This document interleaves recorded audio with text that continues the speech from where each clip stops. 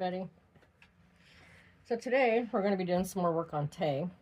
This is a Marita Winter sculpt. I love this baby. I tried to zoom in a bit so that way you can kind of see what I'm doing. So today we're going to open the mouth. Now, I in no way claim to be a professional with this. I've actually only done it a half a dozen times. But I am going to do this on camera for you. I've only ever opened a partial mouth on camera before. So today we're going to do the whole mouth. Okay, so first off here, I've put a brand new blade in my knife. You want it to be brand new and ultra sharp. I also have a pair of really sharp nail scissors. And I also have my hemostats. Sorry if this is zoomed so tight that you can't see anything. I just upgraded my phone, and I upgraded to a Google Pixel 10, which has a fantastic camera. However, I lost my pen stylus. And I love my pen stylus because I can zoom my camera with it, and I can start and stop my videos. So anyway, those are the main three things I'm going to be using today. When I open the mouth, you can clearly see the entire lip line here. But you don't want to cut straight through here first. I always stop short of the corners of the mouth because a straight line cut, it might lend to tearing later on, especially if you put a pacifier in a lot. So what we're going to do, the first cut, I don't make a deep cut at first. I don't know if there's a right or wrong way to do this, but this is just my method. But I put tension on the lip line first. And I'm going to come in before the corners, right? And I'm just going to make a shallow cut. I don't make a deep cut at first. So keep it spread. And then I'm just going to follow the curve of the lip line. Okay. Okay. So not a very deep cut. So then what I'm going to do is I'm going to make another cut, and my cut for the top is going to be at an upward arc. Okay. And then when I'm cutting the lower, it's going to be at more of a downward arc. So that way you get a circular or a round opening inside of the mouth. I also go back and I flood the mouth and kind of manipulate where it's flooded so that way I can put, it's hard to even explain this. I flood the mouth in a way that the opening is there for the nipple, but that's it. The rest of the interior of the mouth is usually closed up. Again, that's just my method.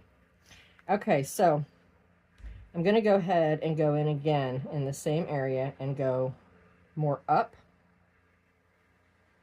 Okay. If you have little areas like this at the end, hopefully you can see that it's like a little tiny chunk of silicone. You can use your scissors to trim them off. Okay, so this cut's actually a little deeper, but I'm going to go up.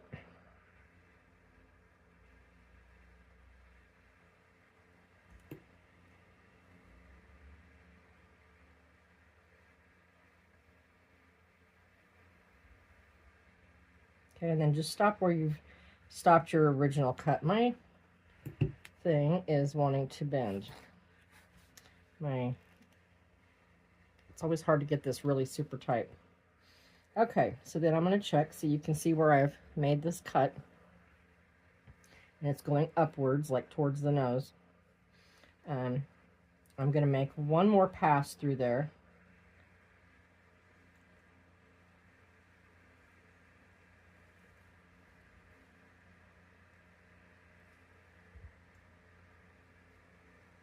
And just go a little deeper with that next pass. Okay? Okay, that's for the upper lip line. Again, if you have like a little tiny piece like that, just come in and trim it off with your scissors. You'll want to do that and clean it up before you start painting the lips. Okay, so for the lower lip, See, right now you've got just this big blob here behind the lips. So you're going to go down and follow that lip line.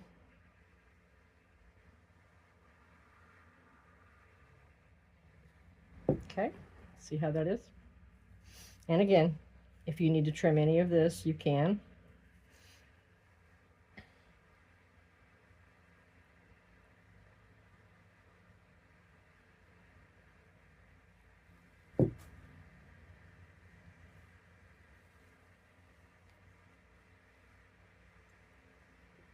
And this part of the process, I'm not really concerned if I have any chunkiness inside the mouth, because the way I flood it, you're never going to see it. You can trim it up if you want, but you'll never see it once you flood the inside of the mouth.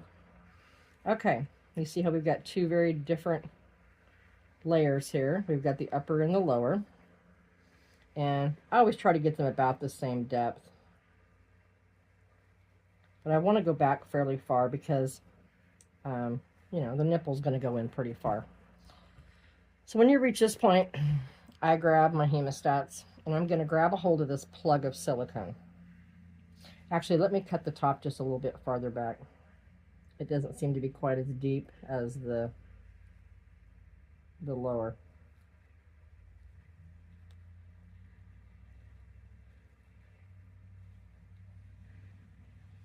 Just be really careful that you don't put too much strain on the corners of the mouth and you don't tear it, because that's like not ideal at all. You're going to reach in there, grab a hold of that, and the hemostats lock so you can pull this out as you're cutting, okay? So I go in, I pull it down, and then I get tension on it, and then I go back farther, okay?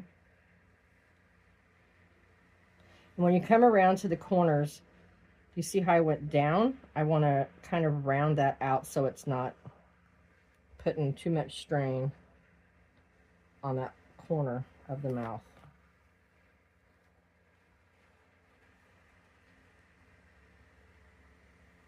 And you just kind of connect the dots here on the sides. And take your time doing this if you're new, especially because the last thing you want to do is to wreck the whole mouth and the lip line. So again, you can use this to pull tension to get back there farther. And come up the sides in a like a round shape, so that way you can catch these side pieces.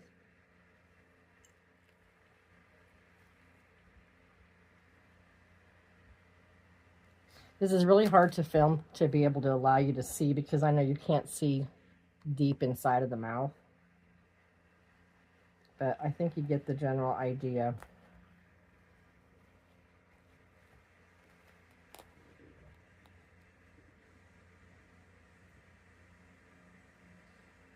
And if you cut it too shallow, you can always go back and recut the back part of the mouth.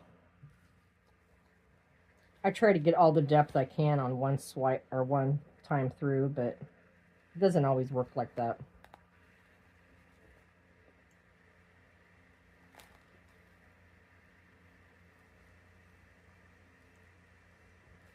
I'm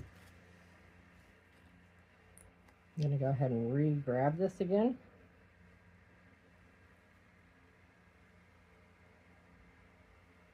And get it farther back.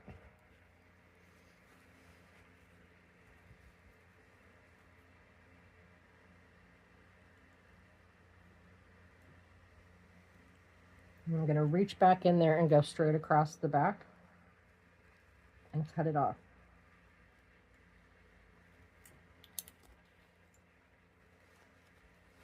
Ugh.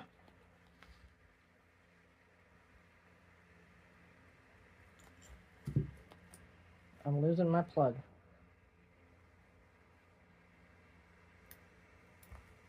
Oops.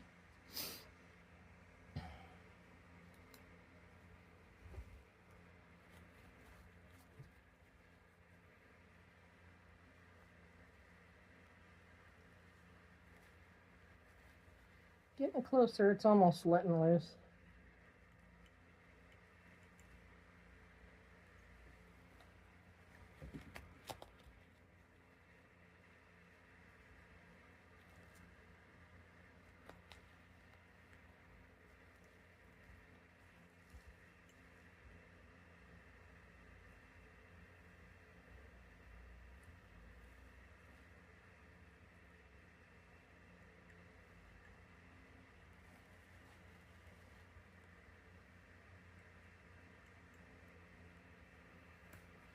Okay. I've got a great big plug of silicone. Now, like I said, you can go back in here and clean this up if you like. I don't know if you can see this, but do you see how there's like chunkiness there? I will get rid of that. I want it to be fairly